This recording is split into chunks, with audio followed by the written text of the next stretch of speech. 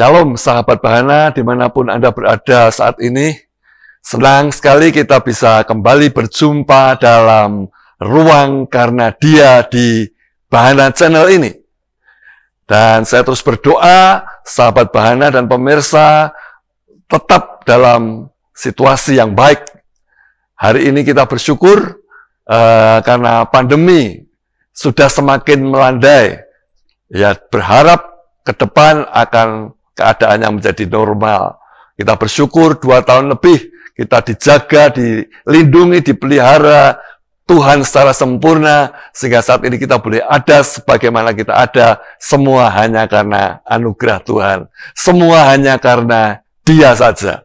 Nah, bersyukur sekali saat ini saya ditemani narasumber yang pastinya akan menjadi berkat bagi sahabat Bahana.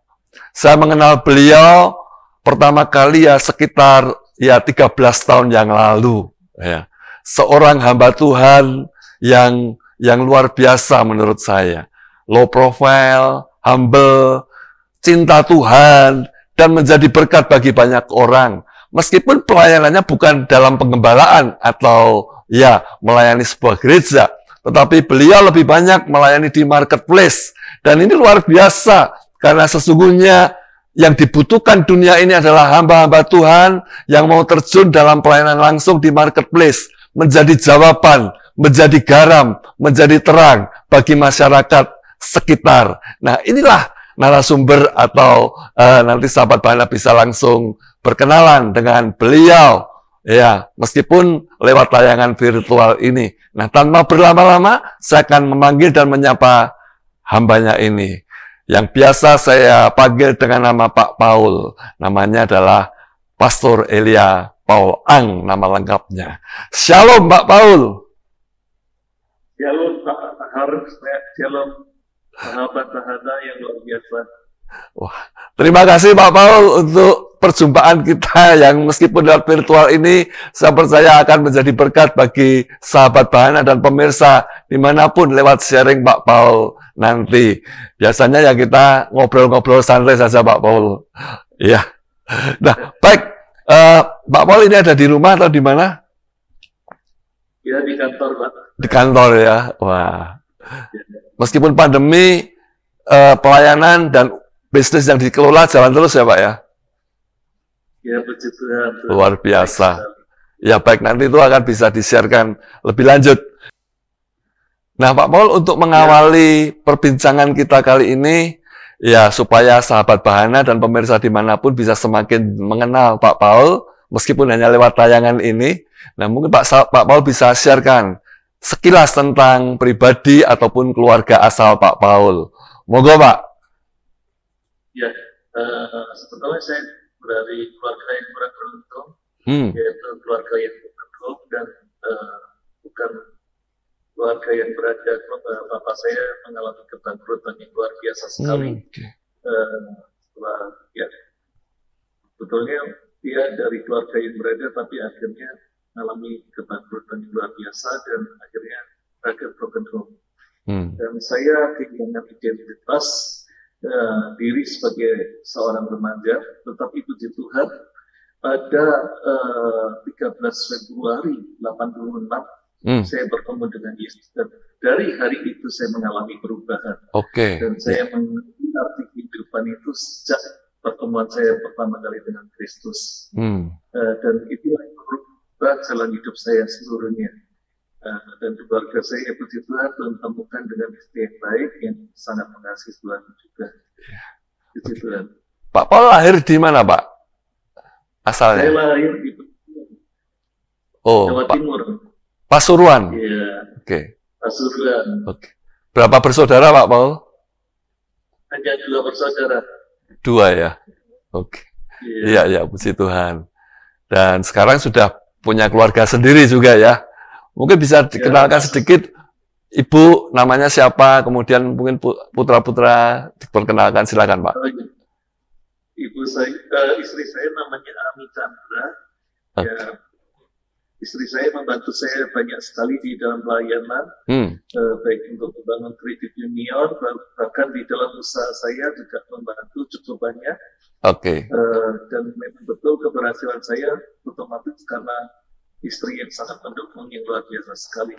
Yang ciptakan Tuhan dan iya, yang puji Tuhan anak saya sekolah di jurusan product design. Saya dikaruniai yang sangat cerdas sekali. Puji Tuhan, keluarga kami sangat dikasihi Tuhan Yesus. Amin, amin. Wah, luar biasa. Jadi keluarga inti sekarang sangat mensupport, mendukung pelayanan Pak Paul, Bu Ami Chandra yang sangat menopang, karunia anak yang Tuhan anugerahi dengan kecerdasan yang luar biasa, memuliakan Tuhan. Nah, baik Pak, ini kita flashback lagi ke kehidupan Pak Paul yang di masa dulu ya.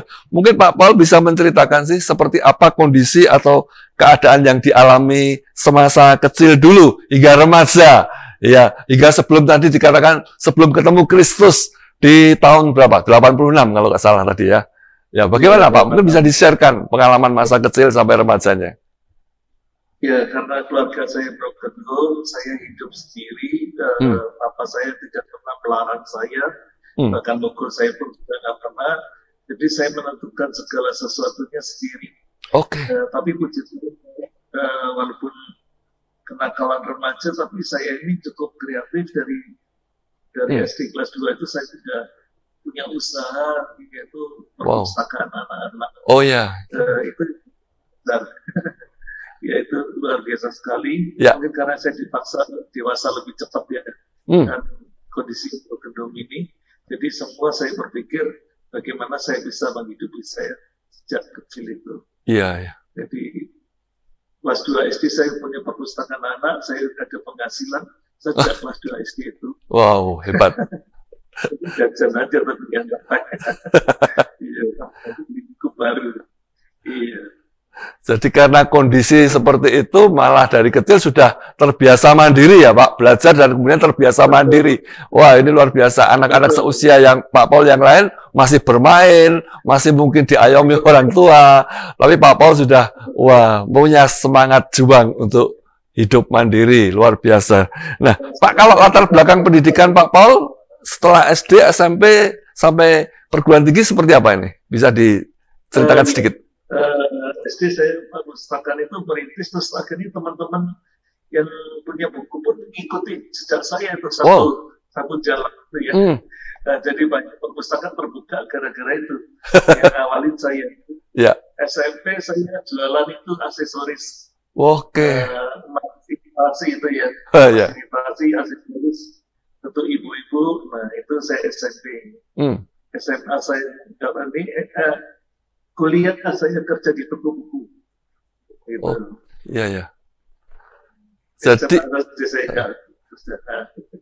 Jadi SD sampai SMA itu di Pasuruan atau bagaimana, Pak? Enggak, sudah di Malang. Sudah di Malang. Iya. Jadi kuliah juga di Malang ya, Pak ya? Kuliah di mana, Pak Paul? Kehidupan saya banyak di jalan ya, Pak. Kuliahnya di Universitas Merdeka. Universitas Merdeka Malang. Ngambil jurusan apa Pak waktu itu? Ekonomi akuntansi. Ekonomi akuntansi. Wow. Ya cocok memang menjadi seorang ekonom atau pengelola, bendahara kerajaan Allah ini. Yang dipercaya seperti sekarang ini. Nah, kalau Pak Paul sendiri mulai kapan ini? Mulai terjun dalam dunia bisnis ini? Sebagai seorang pengusaha atau businessman. Jadi waktu itu saya sempat full time di Abalog tahun 92, 93 ya. 93 selama 4 tahun saya di Abalog. Terus ternyata ada sedikit friksi yang saya sendiri juga nggak ngerti kenapa orang tuh nggak suka sama saya. Cuma satu memanjat ya, terus sampai dilempar kursi lah, apalah gitu ya. Terus istri saya bilang, keluar dari sana. Terus karena istri mengatakan gitu, akhirnya kita keluar. Saya kerja di Lipo ya, Lipo Land waktu itu sempat 4 tahun di Lipo Land. Terus akhirnya saya juga mengundurkan diri jadi freelance di Lipo Land. Terus saya melamar kerja ke tempat lain agak kesulitan. Nah, waktu kesulitan itu saya akhirnya dimodalin sama Om untuk bikin usaha untuk distributor oli dan ternyata langsung sukses. Tapi ternyata nggak panjang, nggak jalan panjang, cuma 2 tahun. Akhirnya kita dikeluarkan dari perusahaan, akhirnya kita mendirikan usaha sendiri hingga hari ini. Tuhan memberkati luar biasa sekali. Puji Tuhan. Kesulitan buat kita menjadi semakin kuat. Hambatan saya nggak dapat kerjaan atau diusir dari pekerjaan malah membuat saya menjadi orang yang lebih berhasil lagi. Wow. Jadi kegagalan itu adalah awal dari keberhasilan. Keberhasilan, ya. Gitu. Jadi malah mau cari kerja, melamar, tapi malah Tuhan buka jalan yang lain menjadi seorang wirausahawan. Baik Pak, bisnisnya itu bisnis bidang apa sih Pak yang digeluti atau digumuli, ditekuni dari awal sampai sekarang? Ya, distributor oli untuk industri ya. Distributor oli untuk industri. Itu sudah cukup lumayan customer kita gitu. Ya, jadi, ya mereka menyadari support kita karena kita ada pelayanan juga, mereka senang juga. Puji Tuhan sama kita. Ya. Puji Tuhan itu. Distribusinya sampai kemana Pak Paul? Seluruh Jawa ada, Sumatera ada, Kalimantan ada, Sulawesi juga ada. Oh, sampai luar pulau juga ya malahnya. Makanya saya sendiri heran sampai kebuka kemana-mana ini benar-benar karena kuasa Tuhan yang bekerja. Semua karena kuasa Tuhan, karena Tuhan ya, karena Dia yang. Kita ditendang, kita nggak perlu sedih lah. Ya. Orang mau ambil punya kita, ambillah. Dan Tuhan bisa memberi yang lebih baik. Percaya itu hukum itu untuk jalan bagi orang yang mengasihi Tuhan. Iya, iya. Nah, Pak Paul, ada satu hal yang menurut saya sangat menarik. Saya membaca ya sebuah tulisan mungkin pernah dari Pak Paul ya, saya baca seperti itu. Biasanya kalau orang mau berbisnis atau berwirausaha, itu kan pasti yang dipikirkan, wah modalnya dari mana? Modalnya harus ada dulu, maka bisnis baru bisa jalan. Tapi Pak Paul mengatakan bahwa dalam merintis usaha ini bukan bermodalkan uang, tapi bermodalkan iman. Nah, ini kan luar biasa ini. Nah, mungkin bisa diceritakan Pak, bagaimana Pak Paul bisa menjalani bisnis itu pada awalnya dengan modal iman, supaya ini menjadi apa ya, inspirasi, menjadi dorongan bagi sahabat Bahana yang menyaksikan sharing Pak Paul. Silakan Pak, bagaimana mengawali bisnis dengan modal iman, bukan dengan modal dana atau uang yang besar. Jadi sebenarnya kita nggak perlu pusing dengan modal uang, walaupun memang uang itu penting ya, tapi dia bukan segalanya. Ya. Segalanya adalah manusia kitanya. Yes, betul. Kita manusia ini jauh lebih berharga daripada uang yang kita perlukan untuk modal usaha kita. Orang mempercayai kita lebih daripada uang. Ya. Uang banyak, tapi orang itu tidak bisa dipercaya juga akan habis. Ya. Tapi karena kualitas kita sebagai manusia bisa dipercaya, apapun juga akan kita dapatkan. Amin. Nah, itu sesuatu yang mustahil, tapi itu akan terjadi. Dan sampai hari ini, saya mempercayai semua bisnis yang paling besar pun itu tidak memerlukan modal, tapi memerlukan orang yang bisa dipercaya. Dan saya menentukan banyak bisnis yang nilainya sangat amat besar, malah mereka menerima uang di depan dulu. Gitu. Jadi mereka tidak perlu modal. Jadi customer yang memodali mereka. Dari situ saya terbuka pikiran bahwa manusialah modal utama. Nah, di situ saya mempercayai dan meminta petunjuk dan pertolongan Tuhan untuk kita dipertemukan. Karena firman Tuhan berkata, hati raja-raja ada di dalam tangan Tuhan, dan Tuhan mengalirkan kepada siapa akan memberi. Ayat itu menjadi pegangan kuat bagi saya, dan saya minta hati raja-raja itu yang di tangan Tuhan itu dialirkan di dalam bisnis saya. Wow, dan puji Tuhan memegang ini sesuai dengan janji firman-Nya, dan ternyata orang yang punya bisnis itu belum tentu punya channel, belum tentu punya jalur distribusi. Betul. Channel dan distribusi kita miliki, Sehingga mereka akhirnya mencari partner yang bisa memasarkan produk yang mereka punya, walaupun mereka punya produk bagus, tapi kalau channel distribusi tidak ada, itu akan menjadi sia-sia. Iya, benar sekali. Nah, kita melihat mereka, kita pegang distribusi. Wow. Nah, kamu percayakan ke kami, kita akan berjalan sama-sama dan ini akan win-win solution. Ya, puji Tuhan, ternyata sampai hari ini bisnis yang kepercayaan ini masih banyak. Wow. Masih banyak. Luar. Justru kalau awal-awal semua minta modal-modal, itu kayaknya nggak akan bisa besar. Kenapa? Ya dibatasi dengan modal yang dimiliki. Kalau berkembang besar, modalnya itu besar. Nah, kalau dia nggak sanggup, ya sudah. Bisnisnya nggak akan semakin banyak lagi. Jadi bisnis yang pertama adalah bisnis di mana Tuhan itu berkenan untuk kita menjalani di dalamnya. Tuhan yang memberikan, karena hebat dan perkasanya kita pegang. Ya, seperti itulah. Wow, luar biasa ini ya. Saksian Pak Paul bagaimana dalam merintis usaha. Ya, pertama memang menjadi manusia itulah yang menjadi modal utamanya. Manusia yang bisa dipercaya baik oleh Tuhan maupun oleh sesama. Dan itu ada dalam diri Pak Paul. Sehingga dari situ Tuhan buka jalan dan Tuhan alirkan berkat-Nya yang begitu hebat, begitu luar biasa sampai hari ini. Ya, menjadi distributor oli yang bisa melayani konsumen, customer, bukan hanya di wilayah DKI, tapi tadi Pak Paul siarkan sampai luar pulau juga. Luar biasa sekali. Nah, Pak, dalam perjalanan bisnis yang digeluti selama ini, di samping kesuksesan atau keberhasilan yang telah Pak Paul dan keluarga dan tim raih, adakah juga sisi yang lain? Misalnya sisi keterpurukan atau kegagalan yang pernah dialami. Ada nggak, Pak, kira-kira? Masa-masa sulit itu tetap kita pernah alami ya. Pernah alami, tapi kita membangkrut beberapa kali, kita pernah alami. Karena efek dari global itu ada, gitu ya, pernah kita alami. Tapi di saat seperti itu, saya cuma bersyukur kepada Tuhan. Gitu. Jadi saya nggak lari dari masalah itu, saya hadapi masalah itu. Ya, mungkin orang lain akan lari gitu ya, tapi saya tahu kalau kita lari dari masalah kita akan menjadi semakin kuat, jadi raksasa di dalam hidup. Tetapi saya harus hadapi. Ketika saya hadapi masalah itu menjadi mengecil.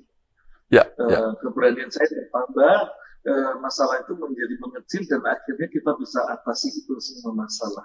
Jadi orang yang mengandalkan Tuhan, jalan itu selalu ada dalam satu usaha. Allah nggak pernah meninggalkan kita. Amin. Situasi berat seperti itu. Ya, jadi keberhasilan kita usaha pun itu bukan untuk diri kita sendiri. Kita memikirkan bagaimana mengembangkan pelayanan juga dengan keberhasilan itu. Karena saya punya prinsip, meja saya adalah altar saya. Ya, meja saya adalah altar saya. Jadi setiap orang yang datang pada saya, itu artinya Tuhan kirim ke saya. Apakah orang itu perlu pertolongan, perlu penghiburan, perlu penguatan, ya itu sudah menjadi tanggung jawab saya ketika orang itu datang ke meja saya. Saya harus melayani dengan baik. Kalau orang itu dalam keadaan sedih, susah, terpuruk, nangis, saya harus mendoakan orang itu. Terlepas dia mau agama apapun, gak ada masalah. Kalau orang itu datang pada saya minta didoakan, ya saya doakan. Dan saya melihat Tuhan itu luar biasa. Tanpa melihat agama orang itu apa, atau gereja orang itu apa. Kalau orang itu datang, mengalami kesulitan, saya memberikan suatu doa, bahkan saya memberikan benih iman. Ya, saya akan memberikan benih iman. Contohnya orang itu datang, gitu ya, dalam kondisi terpuruk dan gitu. Saya digerakkan Roh Kudus memberikan sejumlah uang untuk jadi benih. Sejumlah uang ini saya bilang, ini kamu terima, tapi tolong untuk kamu tabur ke mana Tuhan menggerakkan hati kamu supaya benih dalam kehidupan kamu. Dan mereka melaksanakannya, dan banyak sekali Tuhan menolong melalui layanan seperti itu. Jadi ya itu bagi benih juga. jumlahnya terserah Roh Kudus mau memberi berapa. Mau kecil, terus ya kalau Roh Kudus sudah perintahkan ya kita taat aja. Dan itu akan jadi benih, dan saya sudah menyaksikan banyak sekali orang yang tadinya terpuruk datang kepada saya dan memperoleh ini itu, dan mentaati kuasa Roh Kudus memimpin mereka, dipulihkan, dan luar biasa sekali. Wow. Itu. Alami. Dan juga kalau ada sakit, nggak punya anak, ya saya doakan juga. Karena saya merasa meja saya ini adalah mimbar altar saya untuk melayani. Siapa yang Tuhan kirim ke sini, ya itu tanggung jawab. Saya berharap ini juga saya ingin memperhatikan ke Anda, jika Anda adalah altar Anda, dan kita semua wajib melayani orang-orang di sekeliling kita, karena inilah marketplace. Amin, amin. Wow, mantap sekali Pak Paul ini sharingnya. Jadi pernah juga alami keterpurukan atau masa-masa sulit, tapi justru di situ Pak Paul tidak lari ke siapa-siapa, hanya lari kepada Tuhan Yesus dan berseru kepada Dia, mengandalkan Dia. Ya. Pernah sampai saya dipelihara Tuhan itu kayak Tuhan dipolitikan, itu saya pernah ngalamin. Saya habis salah dari customer, saya waktu bercakongsi sama Om pertama kali itu, saya jalan kaki, waktu ada suara Paul, lihat ke bawah, ada apa Tuhan, ada uang. Saya melangkah 10 langkah, benar ada uang. Siapa Tuhan? Ambil. Untuk apa? Untuk kamu makan. Punya siapa? Gak ada yang punya. Itu untuk kamu, aku yang beri. Dalam 1 minggu itu saya mengalami 2 kali ketemu uang di jalanan. 2 kali.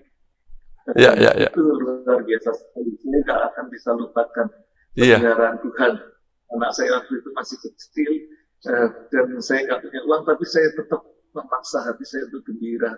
Saya ajak anak saya ke supermall main di Texas, karena nggak ngerti, dia baca-baca sudah gembira, dia udah bahagia, saya lihat dia gembira. Itu kekuatan saya bertambah, energi saya bertambah, kekuatan saya menanggung berat yang begitu besar sekali, saya bertambah, saya menjadi lebih ringan, melihat anak saya ketawa yang sudah bahagia. Dan saya akhirnya memutuskan saya mau tetap bahagia. Saya berkata, Tuhan situasi ini memang tidak baik, tapi Engkau tetap baik. God is good all the time. Nah, situasi ini bohong semua. Yang benar adalah God is good all the time. Saya perkatakan, saya confess perkataan itu terus-menerus sepanjang hari, dan selama 3 bulan itu saya lakukan itu. Tuhan itu bekerja dahsyat, membuka wow, luar biasa. Ya. Pemulihan terjadi. Amin, amin. Kalau setelah konteks saja terus God is good all the time. Saya bilang ini situasi real ini. Yang real adalah God is good all the time. All the time. Time krisis mau time nggak krisis, God is good. Bukan terpengaruh oleh situasi yang ada. Nah, dengan konteks seperti itu, kita akan melihat perubahan, dan kita akan melihat tangan Tuhan itu bekerja luar biasa sekali. Amin, amin. Wow, mantap ini kesaksiannya. Jadi di tengah situasi yang sulit pun tetap percaya Tuhan itu baik dalam segala waktu. God is good all the times. All the times God is good. Wah, saya percaya sharing Pak Paul ini menguatkan. Ya, pemirsa, menguatkan sahabat Bahana. Ya. Nah, Pak, ada satu lagi yang ingin saya tanyakan dari Pak Paul, karena Pak Paul juga pernah menulis atau pernah saya baca dalam sebuah tulisan Pak Paul, ini tentang ada dari Pak Paul muncul sebutan anak ajaib. Ya, anak ajaib. Ini mungkin bisa diceritakan apa maksudnya anak ajaib ini, Pak? Bagaimana bisa muncul istilah atau sebutan anak ajaib? Ini saya percaya, Pak, kalau diceritakan ini akan menguatkan orang-orang yang mungkin pernah mengalami situasi, keadaan, atau sikon yang seperti Pak Paul alami saat itu. Silakan, Pak, diceritakan tentang apa yang disebut atau yang dimaksudkan dengan anak ajaib ini. Iya, betul. Terima kasih, Pak. Kesaksian ini semoga memberkati keluarga yang belum punya anak, ya. Jangan putus asa. Kalau memang Tuhan menghendaki, percayalah Tuhan mampu untuk memberikan. Ya. Jadi pernikahan kami 7 tahun belum memiliki anak. Ya.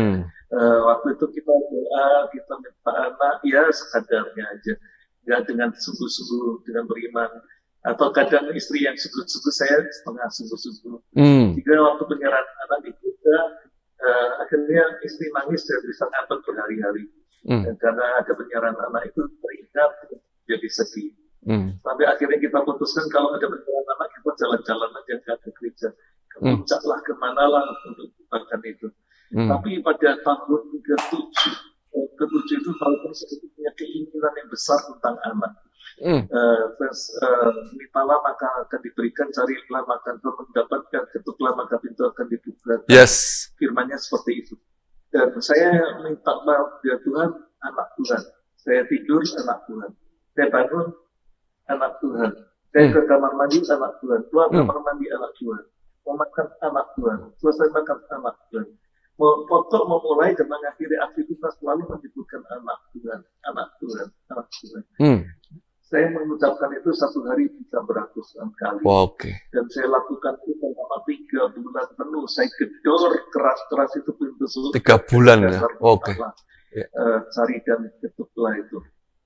Dan puji Tuhan pada bulan ketiga, ini benar-benar kami mendapatkan anak. Waktu istri saya menunjukkan hasilnya positif, saya betul-betul mengalami yang namanya speechless. Wah, saya tidak bisa ngomong. Dulu saya disuruh doa, saya nggak bisa keluar doa. Betul-betul kayak orang gagap atau orang bisu, saya nggak bisa ngomong. Speechless. Tapi saya pukul-pukul istri saya suruh dia doa. Setelah dia doa, baru saya bisa ngomong lagi. Wow. Saya baru ngalami yang kebesaran Tuhan seperti itu. Itu luar biasa sekali. Tapi waktu hamil anak ini 7 bulan, saya mengalami kecelakaan maut. Oke. Mobil saya tenggelam, istri saya waktu itu 7 bulan hamil, terbalik, saya tenggelam di dalam sungai. Tapi Tuhan tolong luar biasa sekali. Saya ditarik malaikat, 3 malaikat kecil keluar, jadi saya keluar dari mobil tanpa saya mengeluarkan tenaga. Saya ada 3 malaikat, tapi seluruh badan cahaya bulan, mukanya cuma bulan saja, nggak ada mata, hidung, mulut nggak ada. Tapi tenaganya kuat sekali, 3 itu narik tangan saya keluar, saya berasa banget ditarik. Terus waktu saya terbalik mau buka pintu di istri saya udah nggak bisa, sudah penyok, sudah ambles. Ada di sini kesaksiannya, sudah ambles, tidak bisa dibuka. Mobilnya seperti ini, mungkin bisa dibuka. Oke. Basic mereka ada di Adiosa kalau Anda mau baca lebih detail ya. Ketika saya kembali, saya lihat istri saya sudah duduk di atas batu yang begitu besar, sekitar 12 meter dari mobil. Tanpa ada yang mengeluarkan kita. Nggak ada yang mengeluarkan saya, nggak ada yang mengeluarkan istri saya. Atau istri saya duduk di atas batu itu. Dia tanya, Los ada apa nih? Saya bilang, kita kecelakaan. Terus ada saudara saya di bawah, saya minta tolong orang-orang ini di atas untuk angkut saudara saya yang di bawah untuk dia keluar. Saya kira dalam mati, tapi ternyata puji Tuhan masih hidup. Tapi di sini saya lihat kuasa Tuhan itu nyata banget. Malaikat Tuhan sih rasain variannya begitu. Sehingga anak saya begitu mati, tapi nama Michael Angelo, Miracle. Angelo karena marga kami Angelo, saya Angelo karena saya melihat malaikat Michael Angelo. Jadi gara-gara kecelakaan itu muncul namanya Michael Angelo itu. Jadi itu latar belakang ya, muncul sebutan ya miraculous child, anak ajaib dari proses 7 tahun menunggu. Pak Paul menikah tahun berapa ini? Menikah tahun depan 92 ya, 92 ya, berarti Michael Angelo lahir 99 kira-kira ya, setelah 7 tahun 2001. Kemudian. Oh 2001. 8 tahun. Wow. Iya. 2001.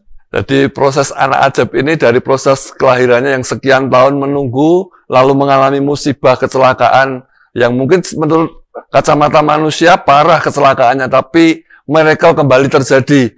Malaikat Tuhan menyelamatkan Pak Paul, menyelamatkan Ibu, ya sampai janin yang dalam kandungan pun tidak mengalami apapun, luar biasa ini. Dan ya. Saya lihat Yesus di atas awan, dia berkata, saya bilang ini, Tuhan kami berlima menuju surga hari ini, tapi masa kami mati kecelakaan, sedangkan tugas di bumi makin banyak. Terus Yesus berkata, aku mengasihi engkau anakku, aku mengasihi semua orang yang mengasihi. Amin. Mengasihi aku. Sampaikan kepada umatku, aku mengasihi semua yang mengasihi aku, dan nggak lama lagi aku akan balik. Aku tahu penderitaan kalian, tapi bersabarlah. Aku mengasihi orang yang mengasihi aku. Jadi misi itu berkata, Yesus itu mengasihi semua orang yang mengasihi dia. Artinya bukan denominasi, bukan agama, tapi semua orang yang mengasihi Yesus, Yesus juga akan mengasihi. Itu yang saya dapat mandat untuk menyampaikan hal seperti itu. Wow. Itu luar biasa sekali. Luar biasa ya Pak ya. Iya. Ya, setelah itu saya menulis buku ini. Terus kenal nama Pak Har dibantu menjadi penulis ini karena kebaikan Pak Har dan tim ahli Oxford, saya bisa melayani. Dulu saya cari media dan yang mau terbitin saya karena saya kan nggak terkenal. Saya mau menerima tulisan saya gitu loh. Tapi setelah lewat seleksi 8 bulan nggak ada salah waktu itu. Akhirnya ya puji Tuhan diterima. Terima kasih Tim Andi yang luar biasa. Sama-sama Pak Paul, sama-sama. Wah, terima kasih loh Pak untuk sharingnya ini. Semakin menguatkan ya sahabat Bahana dan pemirsa bahwa mujizat Tuhan itu masih ada. Iya. Mujizat Tuhan itu masih nyata sampai hari ini. Nah, Pak Paul baik. Ini mungkin masih ada 1, 2, 3 pertanyaan lagi yang saya sampaikan, yang saya ajukan.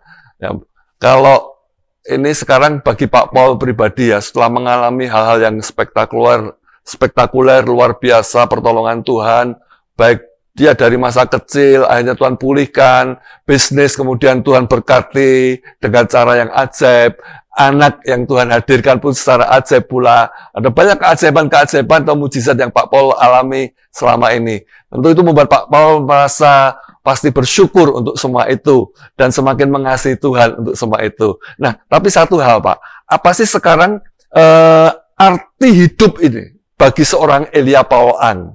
Ya, setelah mengalami perjalanan hidup sekian puluh tahun dengan latar belakang yang kayak tadi diceritakan sampai hari ini, sekarang apa sih arti hidup ini bagi seorang Elia Pauloan? Silakan Pak disampaikan ini.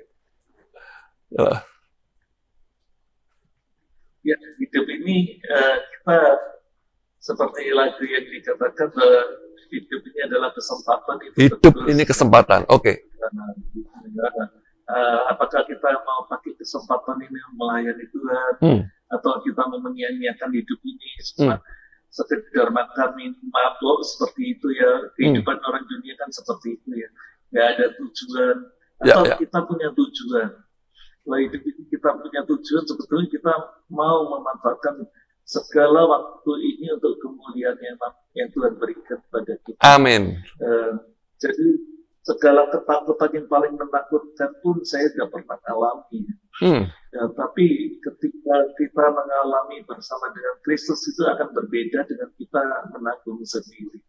Ya, beban itu akan lebih ringan ketika kita menanggung bersama dengan Kristus dan orang-orang percaya. Nah, orang-orang percaya ini penting sekali untuk support kita. Saya juga ada Ibu minister yang begitu luar biasa yang menjadi pendoa kami, yang menjadi konselor kami.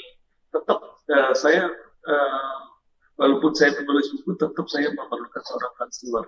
Saya bukan orang yang hero ya, tapi saya bersyukur mengirim orang-orang kudus di sekeliling saya yang menopang kehidupan kami juga. Itu luar biasa sekali. Saya punya Pak Haryono, saya punya Pak Markus, Kak Lydia, itu semua luar biasa sekali. Itulah begitu terkirim betul gitu. Dan Papi Daniel juga luar biasa sekali.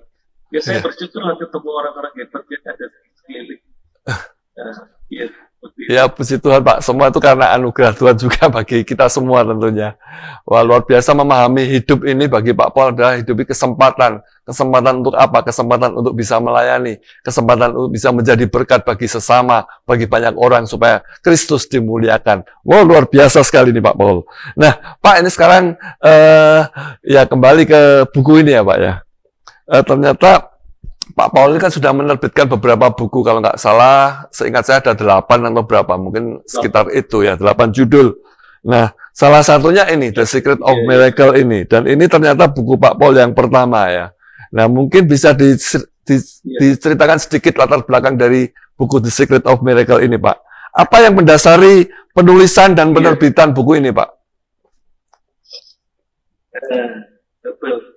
Waktu itu saya ada bukan sahabat, tapi orang yang saya kagumi, yang sedang punya masalah dengan hukum. Waktu itu, sehingga saya tidak bisa kunjungi, tapi saya kuatkan dengan tulisan surat. Nah, saya tulisan surat. Ternyata waktu surat ini saya tulis semua mengenai kuasa Tuhan melakukan mukjizat gitu loh. Terus saya diajak istri untuk seminar tentang ibu. Kalau Anda mau jadi penulis, waktu hari 2-3 jam luangkan waktu untuk menulis, maka engkau akan berubah menjadi penulis. Nah, saya udah nulis surat itu segitu banyak. Jadi saya bilang, kenapa kamu nggak rubah jadi buku? Oh iya. Terus akhirnya saya edit semua, saya editkan ini menjadi kisah kesaksian yang layak untuk menjadi buku. Gitu. Terus saya hubungi semua penerbit rohani. Gak ada yang mau, ada satu imam mau, tapi saya suruh bayar di depan. Dan mereka akan beli secara konsinyasi. Waktu itu saya masih keberatan, terus saya coba hubungi ke Metanoia, gak ada jawaban. Nah, yang respon itu Adi Offset ini luar biasa sekali. Terus akhirnya, walaupun gak menjanjikan waktu itu ya, waktu itu berkata, Pak, penulis kita itu orang-orang hebat, semua orang terkenal, terjemahan, hamba Tuhan yang punya jemaat banyak sekali. Nah, Bapak ini siapa? Iya, saya bukan siapa-siapa. Tapi ada nggak jalur seleksi? Oh, ada. Ya, tunggu saya sudah 6 bulan, saya hubungi, belum dibaca.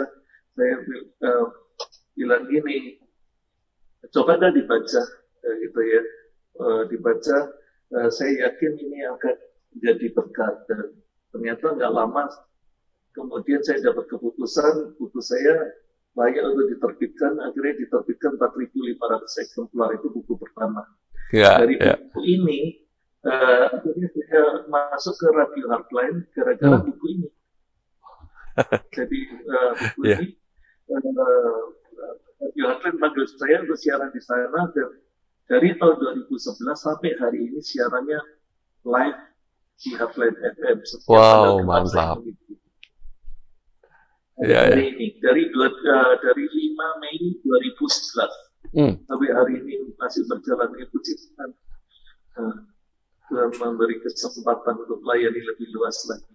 Wah, amin, amin. Nah, dari Heartline pelayanan ekonomi komunitas K3IBN, melayani ekonomi komunitas itu tertentu. Dan saya menulis buku yang menguasai ekonomi komunitas, gitu, tentang kredit union. Dan hari ini kita diminta untuk tim yang lebih besar lagi untuk di daerah Banten, kita untuk membidani secara bersama-sama dengan istri saya. Ya puji Tuhan, ini pelayanan kami. Seperti itu, ngalir aja. Wah, baik, terima kasih Pak Paul untuk apa yang sudah dibagikan, apa yang sudah di-sharekan lewat Bahana Channel ini di program Karena Dia. Memang semua hanya oleh karena Dia Pak Paul alami kasih Tuhan, kuasa Tuhan, pemeliharaan, penyertaan, ya mujizat, dan segalanya sampai hari ini. Kita bersyukur bisa ketemu Pak Paul di ruang ini, dan saya percaya sharing ini akan menguatkan sahabat Bahana.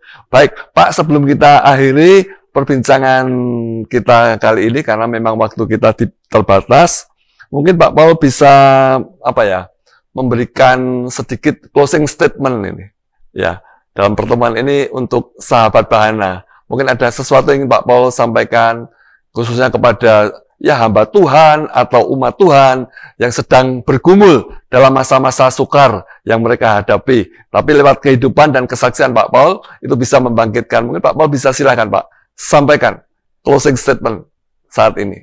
Amin. Iya. Iya, puji Tuhan. Terima kasih Pak Har. Terima kasih Sama-sama. Pak Dahana. Kehidupan ini adalah kesempatan. Jadi kesempatan kita melakukan lebih banyak lagi, lebih besar lagi, lebih mulia lagi, atau lebih hina, lebih buruk, lebih terpuruk. Itu adalah keputusan kita masing-masing. Nanti tiba waktunya ketika kita di tahta pengadilan anak domba Allah, barulah kita menyadari. Tapi jangan sampai kita terlambat ketika menyadari itu. Jadi sebelum terlambat lebih baik kita membangun sesuatu yang berharga, precious, sehingga orang itu dikenang bukan keburukannya, tapi karena kebaikannya, karena kasihnya kepada Tuhan. Kepada Daud, karena kasihnya pada Tuhan. Jadi manfaatkan semaksimal mungkin untuk kemuliaan Tuhan, bukan untuk diri kita sendiri, untuk menyenangkan sendiri, enggak. Mulai kembalikan kemuliaan untuk Tuhan, maka kita akan lebih berbahagia karena itu. Gitu. Amin, amin.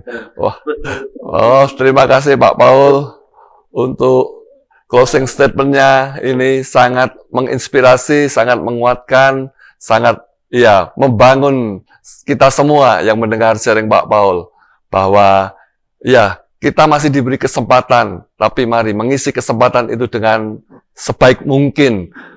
Goalnya apa? Supaya Kristus sekali lagi dimuliakan dan kerajaan Allah diperluas lewat kehidupan kita. Nah, baik sahabat Bahana, demikian sharing dari Pak Elia Paul Ang, atau yang saya sapa dengan panggilan Pak Paul Ang. Kita percaya sangat dikuatkan. Nah, mungkin bagi sahabat Bahana yang ingin mendengar atau mengetahui atau ingin membaca kesaksian-kesaksian Pak Paul Ang yang lain, bisa langsung dibaca lewat buku ini, The Secret of Miracle. Banyak kesaksian-kesaksian yang hidup yang Pak Paul alami dengan keluarga, bagaimana Tuhan, nah itu dia bukunya, bagaimana Tuhan menolong hambanya ini secara luar biasa. Nah, tetapi di samping buku The Secret of Miracle ini ada beberapa buku yang lain yang Pak Paul sudah terbitkan, di penerbit Andi. Ada buku yang kedua, Taklukkan Rasa Takutmu. Nah, itu dia bukunya, Taklukkan Rasa Takutmu, memasang kekang bagi rasa takutmu. Kemudian Empowering Faith, ada lagi Emotional Love, ada lagi Energizing Hope, seperti itu, Kemudian ada lagi Making More Beautiful Life, itu buku Pak Paul Ang. Ada buku, itu ada buku Model, ini luar biasa. Nah, Model ini sebenarnya singkatan Model ini. Pak Paul cetuskan dengan judul Model buku ini, tapi itu singkatan dari Marketplace Outreach to Disciple Excellent Leaders. Jadi buku yang akan memperlengkapi para pemimpin di dunia marketplace yang excellent, untuk menjangkau murid bagi Kristus. Itu buku Model, ini luar biasa. Jadi sahabat Bahana bisa baca, bisa dapatkan buku itu. Dan ada satu lagi tadi, Transformasi Ekonomi Komunitas. Nah, ini karya-karya Pak Paul yang luar biasa yang sudah diterbitkan Andi selama ini. Nah, untuk itu sahabat Bahana bisa nanti berhubungan dengan penerbit Andi. Silakan menghubungi nomor 0811 2860 877. Saya ulangi, 0811 2860 877. Bisa hubungi Saudara Arianto. Nah, nanti sahabat Bahana akan bisa dilayani untuk pemesanan buku-buku Bapak Elia Paul Ang ini. Sekali lagi terima kasih Pak Paul. Mungkin bisa disampaikan sekarang kata-kata penutup, salam penutup buat sahabat Bahana. Silakan Pak.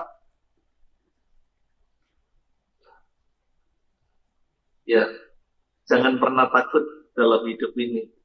Bersama Yesus kita pasti bisa. Amin. Powerful sekali. Jangan pernah takut. menjalani hidup ini bersama Yesus, kita pasti bisa. Nah, sahabat Bahana, demikian perbincangan santai saya, obrolan santai saya dengan hambanya, Pak Elia Paul Ang kali ini. Dan kiranya kita bisa belajar banyak dari kehidupan Elia Paul Ang. Seorang hamba Tuhan yang sudah berdampak luas. Ya, bukan hanya bagi kalangan komunitas yang terbatas, tetapi sangat luas lewat pelayanannya di dunia marketplace. Tuhan pakai hambanya, dan saya berdoa supaya lebih banyak Paul Ang yang lain Tuhan bangkitkan di Indonesia ini, menjadi jawaban bagi bangsa ini di tengah masa-masa yang masih sukar ini. Belum lama ini saya mendengar seorang hamba Tuhan yang tidak saya sebut namanya, ya dalam sebuah tayangan videonya, hamba Tuhan ini berkata, kalau saya pendeta, kamu pendeta, ya kita terpanggil menjadi pendeta yang melayani, memang Tuhan panggil menggembalakan jemaat. Tapi pelayanan saya ini terbatas di dunia pelayanan rohani di gereja. Tetapi kalian, Anda bekerja dimanapun, berusaha di bidang apapun, Anda punya mimbar yang jauh lebih luas dari saya. Ini mengejutkan saya, sahabat Bahana. Dan kita bisa menemukan contohnya kali ini lewat kehidupan Pak Paul Ang. Bagaimana meja kerjanya itu menjadi mimbar yang efektif bagi setiap orang yang datang, dilayani, didoakan, dikonseling, dan diberkati, dipulihkan. Bukankah ini pelayanan yang sangat luar biasa? Jadi, mari kita yang bekerja atau berusaha di bidang apapun, gunakan kesempatan untuk terus melayani Tuhan, menjadi jawaban, menjadi berkat, menjadi garam, menjadi terang bagi dunia di sekitar dimanapun kita ditempatkan Tuhan.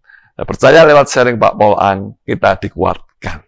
Sekali lagi, terima kasih Pak Paul. Tuhan Yesus memberkati keluarga Pak Paul, Bu Ami, ya, kemudian putra yang dikasih, pelayanan, dan tim semua diberkati. Tuhan Yesus memberkati. Nah, demikian sahabat Bahana, kita bertemu di kesempatan yang akan datang dengan keadaan yang jauh lebih sehat, lebih kuat, dan kita diberkati Tuhan. Shalom.